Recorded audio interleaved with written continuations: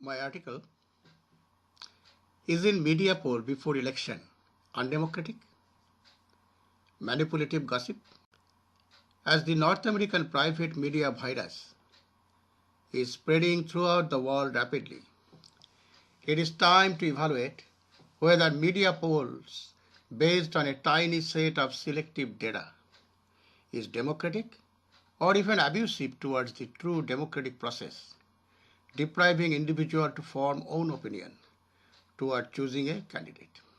Most people have no knowledge about the source and volume of media polling data as they are watching their favorite television channel, listening to radio stations, or reading newspapers in print or online. Usually, the predictions are statistical extrapolations based on only 500 to 1,000 people in the media database.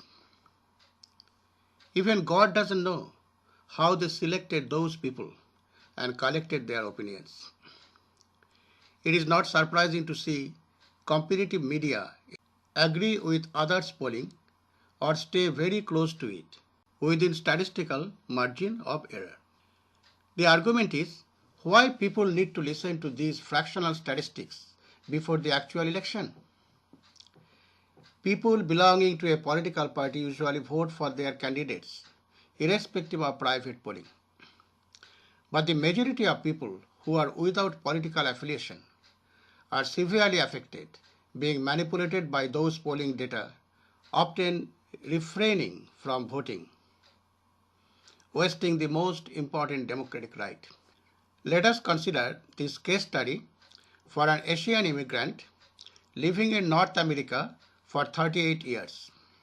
Yes, I have been living in North America for 38 years, residing in many different states and provinces, including Ohio, Ontario, New York, Virginia, California, and British Columbia.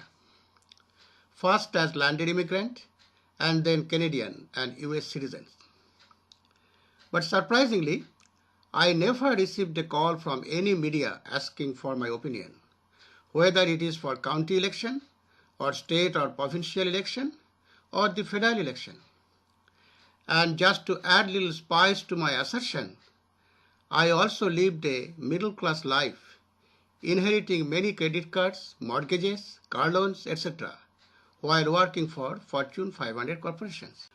So it is time to evaluate whether we need this manipulative gossip from media analysts, talk show hosts, and news anchor persons, which only diverts people's focus from the real issues at the heart of the election, polluting the democratic process. We pass laws against drinking and driving. Isn't it appropriate to pass laws banning all pre-election media polling, which not only affect individual voters, but also the very artery of the democratic process of a country? We need one election, only on election day. God bless our world for universal consciousness towards participatory democracy.